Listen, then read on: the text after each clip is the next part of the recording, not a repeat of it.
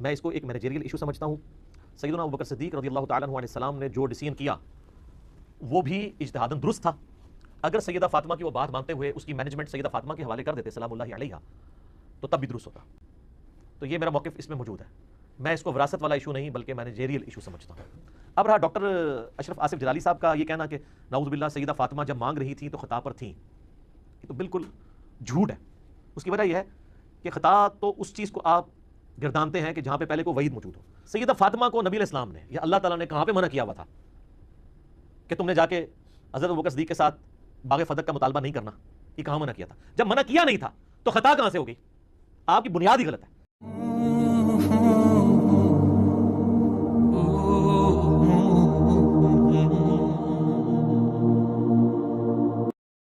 تیرے یہ الفاظ ہیں کہ تو کہتا ہے معاذ اللہ ثم معاذ اللہ کہ رسول کریم صلی اللہ تعالیٰ علیہ وآلہ وسلم کی طرف تو نے اجتہادی غلطیوں کا لفظ منسوب کیا کہ جب اس مال کا دے دینا شرعاً ناجائز ہو، جائز ہی نہیں تھا دینا. یہ کہتا ہے دے دیتے تو پھر بھی ٹھیک تھا، یہ کر دیتے پھر بھی ٹھیک تھا. ان فاطمہ سألتہ ان یجعل لها فابا، سیدہ فاطمہ نے سرکار سے سوال کیا، سرکار نے منع کر دیا تھا. اب منع تو ادھر بھی موجود ہے، اب تو کیا کرے گا؟ تو نے جو قانون بیان کیا وہ قانون تو اس حدیث کے اندر موجود ہے ابو داؤد شریف کی. یہ اتنا جو ہے وہ اپنے آپ کو علمی کتابی کہتا ہے، لیکن دلائل کے میدان کے اندر یہ بالکل زیرو ہے. نہ کسی کے سامنے بیٹھنا، کوئی جواب دے گا تو چینل بند کروانے پہ آ جاتا ہے. اس طرح کی اس کی خباثتیں. اور زمانہ حاضر کا یہ دجال اور کذاب شخص جو کہ امت کے اکابرین کے خلاف بھونکتا ہوا نظر آتا ہے، تو آئیے ہم اس کی وہ تصفیہ بین سنی و شیعہ کے اعتبار سے جو اس نے جاہلانہ اعتراضات کیے تھے اس کا ہم بھرپور آپ کے سامنے جواب رکھتے ہیں. تو اب اس نے جو کلپ بنایا پیر میرے علی شاہ صاحب شیعہ، اس کے اندر اس نے سب سے پہلی بات یہ ہے کہ ٹائٹل ہی غلط لگایا، اور اس کے بعد اس نے اعتراضات کیے کہ کتاب کا مقدمہ ہی جلالی صاحب پڑھ لیتے تو یہ نوبت ہی نہ آتی. اور پھر اس نے جو ہے وہ میں نے اس پہ ڈسکشن اس لیے نہیں کی کیونکہ مسئلہ فدق تھا، تو اس کے اوپر کہتا ہے میں نے اس پہ ڈسکشن اس لیے نہیں کی کیونکہ میں اسے ایک مینیجریل ایشو سمجھتا ہوں معاذ اللہ. یعنی پوری امت مسلمہ میں سے آج تک صدیق اکبر رضی اللہ تعالیٰ عنہ سے لے کر آج تک پوری امت نے اکابرین میں سے کسی نے اس کو یہ نہیں سمجھا جو آج یہ 1400 سال بعد آ کے یہ کذاب شخص اس کو یہ مینیجریل ایشو کا نام دے رہا. اور آگے کیا کچھ یہ گل کھلائے گا وہ بھی انشاءاللہ ہم آپ کے سامنے رکھیں گے. تو سب سے پہلے تو جو اس نے یہ اعتراض کیا کہ کتاب کا مقدمہ ہی پڑھ لیتے، تو مقدمے کے اندر لکھا ہوا تھا کہ یہ کتاب نواسب کے خلاف لکھی گئی. اب یہ بولی کس کی بول رہا تھا اور کنہوں نے اس کو بتایا تھا، تو وہ ساری چیزیں میں آپ کے سامنے رکھتا ہوں. میں اس کو کہتا ہوں کہ اے جاہل شخص، مقدمہ تو پڑھ لیتا اور پڑھا ہوگا اس نے لازماً، لیکن اس کے اندر سکت ہی نہیں کہ یہ سمجھ سکے، کیونکہ ساری زندگی جو بندہ یونیورسٹیز کی خاک چھانتا رہا ہو اس بیچارے کو کیا پتا کہ دین کیا ہے، پھر دین کا علم کیا ہے، پھر آخر جو اولیاء کرام یا علماء کرام عبارت لکھتے ہیں اس عبارت کا مطلب کیا ہوتا ہے. اب یہاں پر واضح طور پر جو وجہ تعلیف اس کی لکھی گئی تھی اس کے اندر باقاعدہ پیر میرے علی شاہ صاحب رحمۃ اللہ علیہ نے لکھا، کیا لکھا کہ لوگ آج کل اہل سنت و جماعت کے لحاظ سے کیا تاثر قائم کرتے ہیں. آپ نے باقاعدہ اس کے اندر لکھا کہ چونکہ اہل سنت و جماعت جو ہیں وہ روافظ کی طرف سے جو صحابہ کرام رضوان اللہ تعالیٰ علیہ مجمعین پر طعن و تشنیع ہوتی ہے تو اس کا جواب اہل سنت و جماعت دیتے ہیں. تو اس کا جواب دیتے دیتے فضائل اہل بیت وہ کم ہو گئے ہیں. تو اس وجہ سے تاثر یہ اب جاتا ہے کہ شاید اہل سنت و جماعت اہل بیت اطہار کے معاذ اللہ خلاف ہو چکے ہیں. عوام کے اعتبار سے وہ بات کر رہے تھے، انہوں نے یہ کہا نہیں، انہوں نے آگے نفی بھی کی اس چیز کی کہ ایسا بالکل بھی نہیں. اب یہ کیا کہہ رہا تھا کہ نواسب کے خلاف اس کتاب کو لکھا گیا. تو میں کہتا ہوں اے بے ہوش شخص، تو اگر یہ کتاب کا نام ہی پڑھ لیتا تصفیہ ما بین سنی و شیعہ کہ سنی و شیعہ میں تصفیہ، تو تجھے خبر ہو جاتی کہ یہ کس لیے کتاب لکھی گئی ہے. تو روافظ کے بھی خلاف لکھی گئی ہے، ادھر خوارج کے خلاف بھی لکھی گئی ہے کتاب. اب اس کے اندر پیر میرے علی شاہ صاحب کیا فرماتے ہیں، وہ ساری چیزیں ذکر کر کے آپ فرماتے ہیں کہ اہل سنت و جماعت ہونے کے لیے ضروری ہے کہ انسان اہل بیت کرام کے خلاف بغض اور بنی امیہ کے ساتھ محبت رکھے. یہ آج سمجھا جانے لگا ہے. کہ شاید اہل سنت کا یہ طریقہ ہے، فرماتے ہیں حالانکہ اہل سنت کبھی بھی اس شقاوت میں ملوث نہیں، اور ان کے عقائد میں رسول کریم صلی اللہ علیہ وآلہ وسلم کے خاندان سے دوستی و مودت مدار ایمان اور فرض مانی گئی ہے۔ اس نے رجحان کی وجہ یہ معلوم ہوتی ہے کہ ہمارے علماء کرام نے بمقابلہ اہل تشیع اپنے مواعظ و نصائح کی مجالس میں صرف دفع ملائن و متاعن کی طرف ہی رخ کیا، اور اہل بیت علیہ السلام کے فضائل و مناقب بیان کرنے کی طرف کم توجہ فرمائی۔ یعنی اس کی طرف توجہ کم ہوئی تھی، لیکن عوام کے ذہنوں کے اندر جو بات آ رہی ہے آپ نے فرمایا وہ بالکل ٹھیک نہیں ہے، بلکہ جو اہل سنت و جماعت ہیں ان کا کیا طریقہ ہے، کہتے ہیں اہل سنت کبھی بھی اس ثقافت میں ملوث نہیں ہوئے، اور ان کے عقائد میں رسول پاک صلی اللہ علیہ وسلم کے خاندان سے دوستی اور مودت مدار ایمان اور فرض مانی گئی ہے۔ اصل میں وہ معاملہ نہیں، یعنی آپ اہل سنت و جماعت کی ترجمانی کر رہے تھے، اور جو عوام الناس کے ذہنوں کے اندر غلاظت بھری گئی تھی روافظ کی طرف سے، جو آج تیرے جیسے بھی اٹھ کے کہتے ہیں جی فلاں ناسبی ہو گیا، فلاں ناسبی ہو گیا، اس وقت بھی اہل سنت کو ناسبی کہا جا رہا تھا۔ تو اس اہل سنت سے ناسبیت کے اس داغ کو ہٹانے کے لیے کہ اہل سنت ناسبی نہیں ہے، اصل میں ان کا کیا معاملہ ہوتا ہے، اور اصل میں جو ہے وہ کیوں اس طرح سمجھا جاتا ہے، کیونکہ روافظ کے جو ملائن اور متائن ہوتے ہیں جو ان کی طرف سے لعن تان کی جاتی ہے صحابہ پر، ان صحابہ کرام رضوان اللہ تعالی مجمعین کا زیادہ دفاع اہل سنت کرنا شروع ہو گئے، اس وجہ سے اہل بیت اطہار کی طرف فضائل کی طرف توجہ کم ہوئی، اس وجہ سے لوگوں کے ذہنوں میں یہ بات آتی ہے تیرے جیسے لوگ، اور وہ روافظ تھے جو اعتراضات کرتے تھے کہ یہ تو معاذ اللہ ناسبی ہو گئے، اور اہل سنت و جماعت کے اعتبار سے صحابہ کا بھی دفاع کیا اور روافظ کے بھی پرخچے اڑائے۔ اس کے اندر آپ نے یہ لکھا باقاعدہ کہ یہ نہیں ہوتا کہ بنی امیہ کے ساتھ محبت و اہل سنت کی، اس وجہ سے بنی امیہ کی مخالفت بھی آگے لکھی، آگے جو حضرت امام حسین رضی اللہ تعالیٰ عنہ کو شہید کرنے والا یزید، اور پھر آگے حجاج بن یوسف اور وہ سارے حضرات۔ تو اس وجہ سے پیر میرے علی شاہ صاحب رحمۃ اللہ علیہ نے اس کا نام بھی تصفیہ مابین سنی و شیعہ رکھا۔ تو اس وجہ سے تو اگر 2 لائنیں پڑھا ہوا ہوتا یا تجھے سمجھ ہوتی علم دین کی تو تجھے پتہ ہوتا یہ کتاب کس وجہ سے تالیف کی گئی۔ اب ہم اس کے جو ہے وہ اگلے اعتراض کی طرف چلتے ہیں کہ کہتا ہے میں نے اس پہ ڈسکشن اس لیے نہیں کی باغ فدق پر کیونکہ میں اسے ایک مینیجریل ایشو سمجھتا ہوں۔ سیدنا ابوبکر صدیق رضی اللہ تعالیٰ عنہ نے نہیں دیا، کہتا ہے پھر بھی ان کا اجتہاد ٹھیک ہے، اور آگے جا کے کہتا ہے کہ ابوبکر صدیق رضی اللہ تعالیٰ عنہ اگر دے دیتے تو پھر بھی ان کا اجتہاد درست ہوتا، معاذ اللہ معاذ اللہ۔ میں اس کو وراثت والا ایشو نہیں مانتا۔ اب کہاں گئی بخاری، اب کہاں گئی مسلم، اب کہاں گیا صحیح ستہ اور دوسری حدیث، اب کہاں گئی؟ معاذ اللہ تو کہتا ہے میں مانتا ہی نہیں، اور ہم اس چیز کو نہیں مانتے کہ اگر تھوڑا سا بھی معاملہ نکلتا ہوتا شرعاً، میں انشاءاللہ تصفیہ سے ہی تجھے ثابت کر کے دکھاؤں گا، اور تھوڑا سا بھی نکلتا ہوتا تو سیدنا ابوبکر صدیق رضی اللہ تعالیٰ عنہ ضرور رسول کائنات صلی اللہ علیہ وآلہ وسلم کی صاحبزادی کو دے دیتے۔ پیر میرے شاہ صاحب نے لکھا شرعاً جائز ہی نہیں تھا کہ وہ دیتے، اور تو اس طرح کا دجال ہے، تو کہتا ہے کہ وہ دے دینا بھی ٹھیک تھا، دونوں طرف ہی حق تھا۔ وہ کون سی کلاس تو پڑھ کے آیا ہوا ہے میٹرک فیل بندے، تو کہاں سے پڑھ کے آیا کہ تو کہتا ہے جی دونوں طرف ہی ہو جاتا، دے دیتے پھر بھی ٹھیک تھا، نہیں دیا پھر بھی ٹھیک ہے۔ ویسے کہے کہ مجھے پتہ نہیں ہے، میں جاہل ہوں، مجھے آتا کچھ نہیں ہے، لیکن اپنی جہالت کو چھپانے کے لیے کہتے ہیں یہ مینیجریل ایشو تھا۔ اب اس کے اوپر ایک دلیل بھی دیتا ہے، ہم انشاءاللہ بتدریجاً اس کا بھی رد کریں گے۔ کہتا ہے عمر بن عبدالعزیز نے اپنے زمانہ میں آل فاطمہ کو کے سپرد کر دیا تھا، تو لہٰذا دونوں ہی اجتہاد درست ہو گئے تھے۔ ابوبکر صدیق نے نہیں دیا، ان کا بھی اجتہاد درست تھا۔ عمر بن عبدالعزیز نے آل فاطمہ کے حوالے کر دیا، ان کا بھی اجتہاد درست تھا۔ تجھے بتاؤں گا کہ آل فاطمہ کے حوالے کیا تھا یا نہیں کیا تھا۔ اب اس حوالے سے سیدنا پیر میرے علی شاہ صاحب رحمۃ اللہ تعالیٰ علیہ آپ لکھتے ہیں، یہاں پر میں ایک بات یہ بھی کرنا چاہتا ہوں کہ جس عبارت کا مسئلہ تھا اس عبارت کو اس نے آخر تک ٹچ بھی نہیں کیا، تو پھر میں کیوں نہ کہوں کہ یہ شخص آج کا جہالت کا بھرا ہوا پلندہ ہے، یہ اس قابل ہی نہیں تھا کہ اس عبارت کی وضاحت کر سکتا، کیونکہ اس عبارت کی وضاحت سے بڑے بڑے بھاگے ہوئے تھے، بڑے بڑے اپنے آپ کو پتہ نہیں کیا کچھ کہنے والے بھاگے ہوئے تھے، تو یہ کیسے کرتا۔ اب سیدنا پیر میرے علی شاہ صاحب رحمۃ اللہ تعالیٰ علیہ کیا لکھتے ہیں، کہتے ہیں کہ آپ نے وہ سارا جو ہے وہ امر لکھا کہ ابو بکر صدیق رضی اللہ تعالیٰ عنہ کہتے ہیں رہا امر کہ ابو بکر صدیق رضی اللہ تعالیٰ عنہ نے سیدۃ النساء کے مطالبہ پر کیوں یہ حق انہیں نہیں دیا. تو اس میں غور کرنے سے معلوم ہو جاتا ہے کہ اگر ابو بکر کو حسب درخواست سیدۃ النساء انہیں اس مال کا دے دینا جائز اور مباح بھی ہوتا تو بھی اس کے نہ دینے پر جائز شکایت نہ تھی. کہتے ہیں اگر دینا جائز بھی ہوتا تو پھر بھی ابو بکر صدیق نہ دیتے تو پھر بھی شکایت نہ ہوتی, کیونکہ ایک دفعہ سیدہ نے رسول کریم صلی اللہ علیہ وآلہ وسلم سے جا کے مانگا تھا, غلام مانگا تھا, سرکار نے نہیں دیا.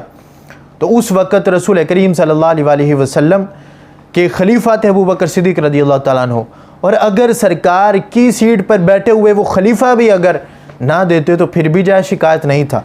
آگے جا کے لکھتے ہیں, کہتے ہیں چہ جائے کہ جب اس مال کا دے دینا شرعاً جائز شرعاً ناجائز ہو. اب یہ لکھا ہے ابو بکر صدیق رضی اللہ تعالیٰ عنہ کے بارے میں پیر میرے علی شاہ صاحب, کیا کہ چہ جائے کہ جب اس مال کا دے دینا شرعاً ناجائز ہو, جائز ہی نہیں تھا دینا. یہ کہتا ہے دے دیتے تو پھر بھی ٹھیک تھا, یہ کر دیتے پھر بھی ٹھیک تھا. پیر میرے علی شاہ صاحب رحمۃ اللہ علیہ فرماتے ہیں کہ اس کا دینا جائز ہی نہیں تھا. اور آگے جا کے پیر میرے علی شاہ صاحب رحمۃ اللہ علیہ فرماتے ہیں کہ جب جو ہیں وہ حضرت جابر بن عبداللہ انصاری کو صدیق اکبر رضی اللہ تعالیٰ عنہ نے وہ بحرین والی حدیث کہ کہا, انہوں نے آ کے کہ سرکار نے کہا تھا میں تمہیں اتنا دوں گا اتنا دوں گا اتنا دوں گا, 3 مرتبہ فرمایا تھا. تو کہتے ہیں صدیق اکبر نے جب ان کے کہنے پر صرف کوئی گواہ نہیں مانگے تو آپ نے ان کو سرکار کی وجہ سے کہ سرکار نے اسے وعدہ کیا ہوا تھا اور یہ کہہ رہے ہیں جابر بن عبداللہ انصاری رضی اللہ تعالیٰ عنہ, تو صدیق اکبر نے ان کو اتنا دے دیا. تو آگے پیر میرے شاہ سے فرماتے ہیں تو کوئی وجہ نہیں تھی کہ وہ سیدات النساء کو فدق میں ان کا وہ حصہ نہ دیتے جو قرآن و حدیث کی روح سے انہیں ملنا چاہیے تھا. اگر انہوں نے نہیں دیا تو یقیناً و ضرورتاً و طبعاً معلوم ہو جاتا ہے کہ ان کا یہ فیصلہ بالکل شرعی اور بحکم خدا اور رسول صلی اللہ علیہ وآلہ وسلم تھا. یہ لکھا تصفیہ کے اندر پیر میرے علی شاہ صاحب نے. انہوں نے فرمایا چونکہ خدا کا حکم وہ تھا, اللہ کا حکم وہ تھا, اور شرعاً طبعاً ضرورتاً ہر اعتبار سے یہی فیصلہ بنتا تھا جو سیدنا صدیق اکبر رضی اللہ تعالیٰ عنہ نے کیا, اور پھر آگے حضرت مولا علی کرم اللہ تعالیٰ وجہ کریم نے کیا. اور پھر اس کی جو بھونڈی دلیل تھی جو کہہ رہا تھا میں دلیل یہ دے رہا تھا, دیکھیں حضرت عمر بن عبدالعزیز رضی اللہ تعالیٰ عنہ نے دے دیا تھا. اب کئی لوگوں کے دل میں یہ بھی سوال پیدا ہوگا کہ عمر بن عبدالعزیز رضی اللہ تعالیٰ عنہ نے کیوں دیا, تو ابو بکر صدیق رضی اللہ تعالیٰ نے نہیں دیا تو یا تو عمر بن عبدالعزیز صحیح ہیں یا ابو بکر صدیق صحیح ہیں. ہر کوئی بندہ اس کی طرح تو جاہل نہیں ہوتا کہ اس کو پتہ نہ چلے کہ دو کام الگ الگ ہیں اور کہہ رہے دونوں ہی ٹھیک ہیں. اب میں سنن ابو داؤد سے آپ کے سامنے روایت پیش کرنا چاہتا ہوں. اس نے تو کوئی روایت نہیں نہ دی اور روافظ والی دلیل اس نے پیش کی. روافظ بھی یہی اعتراض کرتے ہیں کہ عمر بن عبدالعزیز نے دے دیا تھا لہٰذا وہ ٹھیک تھے, یہ تھا وہ تھا. میں اب تیرے سامنے تو بڑا سیاستہ کرتا رہتا ہے, تیرے سامنے سیاستہ سے ابو داؤد شریف پیش کر رہا ہوں. حدیث نمبر 2972 ہے. اس کے اندر کہتے ہیں حضرت مغیرہ سے روایت ہے, کہتے ہیں کہ جامع عمر بن عبدالعزیز بنی مروان حین استخلف, کہتے ہیں کہ جب حضرت عمر بن عبدالعزیز رضی اللہ تعالیٰ عنہ کے پاس جس وقت خلافت آئی تو آپ نے بنی مروان کو جمع کیا. فقال ان رسول اللہ صلی اللہ علیہ وآلہ وسلم کانت لہو فدق, سرکار کے پاس فدق تھا. فکان ينفق منها ويعود منها على صغیر بنی ہاشم ويزوج منها ایمہم, کہا کہ رسول کریم صلی اللہ علیہ وسلم ينفق منها, سرکار خرچ کیا کرتے تھے, ويعود منها على صغیر بنی ہاشم, بنی ہاشم پر خرچ کیا کرتے تھے, بنی ہاشم کے بچوں پر خرچ کیا کرتے تھے, خرچہ دیا کرتے تھے. ويزوج منها ایمہم, اور رسول کریم صلی اللہ علیہ وسلم ان کی عورتوں کی اس سے شادی بھی کروایا کرتے تھے. وہ ان فاطمہ سألته ان يجعل لها فابى, کہ سیدہ فاطمہ رضی اللہ تعالیٰ عنہ نے فدق کا سوال کیا رسول کریم صلی اللہ علیہ وسلم سے, پھر کیا ہوا فابى, تو سرکار مدینہ صلی اللہ علیہ وآلہ وسلم نے انکار فرما دیا. فکانت کذالک فی حیات رسول اللہ صلی اللہ علیہ وسلم, اسی طرح سرکار مدینہ صلی اللہ علیہ وسلم کی ظاہری حیات میں رہا. حتی مدالی سبیلہ, یہاں تک کہ رسول کریم صلی اللہ علیہ وسلم دنیا سے تشریف لے گئے. پھر حضرت ابو بکر صدیق رضی اللہ تعالیٰ ولی ابو بکر, پھر حضرت ابو بکر صدیق رضی اللہ تعالیٰ عنہ کے پاس ولایت یعنی خلافت آئی. تو عامل فیہا بما عامل نبی صلی اللہ علیہ وسلم فی حیاتی تو حضرت ابوبکر صدیق نے بھی وہی عمل کیا جو کہ سرکار نے کیا تھا. پھر وہ دنیا سے تشریف لے گئے تو حضرت عمر آ گئے, خلافت ان کے پاس آ گئی. عامل فیہا بمثل ما عاملا, تو پھر آپ نے وہ عمل کیا جو دونوں نے کیا تھا, یعنی ابوبکر صدیق رضی اللہ تعالیٰ عنہ اور رسول کریم صلی اللہ علیہ وسلم نے, یعنی اسی طرح باقی رکھا. ثم اقتیاہا مروان, پھر مروان نے اپنے قبضے میں لیا. ثم سارت لعمر ابن عبد العزیز, تو چونکہ مروان سے ہوتی ہوئی خلافت حضرت عمر بن عبد العزیز رضی اللہ تعالیٰ عنہ کے پاس آئی تھی, تو عمر بن عبد العزیز کے پاس جب آیا یہ فدق, قال عمر, حضرت عمر نے کہا, یعنی ابن عبد العزیز یعنی عبد العزیز کے بیٹے یعنی عمر بن عبد العزیز رضی اللہ تعالیٰ عنہ نے کہا, فرائیت امرن, میں اس امر کو دیکھا میں نے, یعنی میں نے غور و فکر کیا اس امر میں, فدق کے معاملے میں نے غور و فکر کیا کہ اس کا کیا کرنا چاہیے. کہتے ہیں منعہن نبی صلی اللہ علیہ وسلم فاطمہ تا, کہتے ہیں جب سرکار نے سیدہ فاطمہ کو منع کر دیا تھا, فدق سے روکا تھا سرکار نے, فدق سے سیدہ فاطمہ رضی اللہ تعالیٰ عنہ کو جب منع کر دیا تھا, تو لیس لی بحق, تو پھر میرا حق کیسے بنتا ہے, میں اس کو کیسے اپنے حق میں رکھ سکتا ہوں. کہ وَإِنِّي أَشْهِدُكُمْ أَنِّي قَدْ رَدتُّهَا عَلَى مَا كَانَتْ, یعنی علی عہد رسول اللہ صلی اللہ علیہ وسلم. یہ ہے اے دجال زمانہ شخص تیرے اس دلیل کا جواب کہ جو تو کہہ رہا تھا فاطمہ کے حوالے کر دیا تھا, دے دیتے پھر بھی ٹھیک تھا. جو ابو بکر صدیق رضی اللہ تعالیٰ عنہ نے فیصلہ کیا وہی عمر بن عبد العزیز نے کیا. کیا فرماتے, کہتے وَإِنِّي أَشْهِدُكُمْ, گواہ ہو جاؤ کہ بے شک اس وقت میں انی قد رددتها, میں نے لوٹا دیا ہے واپس اسی طریقے پر, کس پر, علی ما کان, جس پر یہ تھا, یعنی علی عہد رسول اللہ, سرکار رسول کریم صلی اللہ علیہ وسلم کے زمانے کے اندر جس طرح یہ تھا. تو جو سرکار کے زمانے میں وہی ابو بکر صدیق رضی اللہ تعالیٰ عنہ کے زمانے میں, جو ابو بکر صدیق رضی اللہ تعالیٰ عنہ کے زمانے میں وہی حضرت عمر کے زمانے میں, پھر آگے حضرت علی کے زمانے میں بھی ویسے ہی رہا, آپ نے بھی اس کے اندر کوئی اس طرح کا معاملہ نہیں کیا. آگے مروان نے قبضہ کیا, تو وہ پھر قبضے کے بعد جب عمر بن عبد العزیز کے ملک کے اندر آ گیا, تو آپ نے کہا جب فاطمہ رضی اللہ تعالیٰ عنہ کے ملک سرکار نے نہیں کیا, اور پھر ابو بکر صدیق کا بھی فیصلہ سامنے تھا, حضرت عمر کا فیصلہ سامنے تھا, حضرت علی کا فیصلہ سامنے تھا, کہا جب نہ خلفاء راشدین نے ایسا کیا نہ سرکار نے ایسا کیا تو میں کون ہوتا ہوں کرنے والا. تو آپ نے اس کو اپنی اصل حالت کی طرف لوٹا دیا, نہ کہ تیرے والی بھونڈی دلیل جو روافظ دیتے ہیں کہ عمر بن عبد العزیز نے آل فاطمہ کو ملکیت کر دیا اور ان کے واپس کر دیا ان کو. اب اس کی آگے چونکہ اسی حدیث کے اعتبار سے آگے بھی دلائل کچھ اس کے اندر مذکور ہیں. کہتے رہا ڈاکٹر اشرف آصف جلالی صاحب کا یہ کہنا کہ فاطمہ رضی اللہ تعالیٰ عنہ خطا پر تھیں, تو یہ بالکل جھوٹ ہے. اس کی وجہ یہ ہے کہ خطا تو اس چیز کو آپ گردانتے ہیں کہ جہاں پہ پہلے کوئی وعید موجود ہو. حضرت آدم علیہ السلام کی جو خطا اجتہادی تھی اس کے ساتھ ریلیٹ کیا اس کو, سیدہ فاطمہ رضی اللہ تعالیٰ عنہ کی خطا کو. آگے جا کے کہتے سیدہ فاطمہ رضی اللہ تعالیٰ عنہ کو نبی علیہ السلام نے یا اللہ تعالیٰ نے کہاں پہ منع کیا تھا کہ تم نے جا کے حضرت ابوبکر صدیق کے ساتھ باغ فتح کا مطالبہ نہیں کرنا, یہ کہاں منع کیا ہوا تھا؟ جب منع نہیں کیا تھا تو پھر خطا کیسی ہو گئی؟ اس طرح تو پھر اور بھی کئی خطائیں ہوں گی, جس طرح حضرت موسیٰ علیہ السلام نے کہا. اس طرح کی آگے گفتگو جاہلانہ شروع کر دی اس شخص نے. اب رہا ڈاکٹر اشرف آصف جلالی صاحب کا یہ کہنا کہ نعوذ باللہ سیدہ فاطمہ جب مانگ رہی تھیں تو خطا پر تھیں, یہ تو بالکل جھوٹ ہے. اس کی وجہ یہ ہے کہ خطا تو اس چیز کو آپ گردانتے ہیں کہ جہاں پہ پہلے کوئی وعید موجود ہو. سیدہ فاطمہ کو نبی علیہ السلام نے یا اللہ تعالیٰ نے کہاں پہ منع کیا ہوا تھا کہ تم نے جا کے حضرت ابوبکر صدیق کے ساتھ باغ فتح کا مطالبہ نہیں کرنا؟ یہ کہاں منع کیا تھا؟ جب منع کیا نہیں تھا تو خطا کہاں سے ہو گئی؟ آپ کی بنیاد ہی غلط ہے. اب میں تیرا تماچا تیرے ہی منہ پہ مارنے لگا ہوں. تو کہتا ہے پہلے وعید موجود ہو یا منع ہو تو پھر خطا ہوتی ہے. اس پر میں بعد میں بات کروں گا باقی چیزوں پر.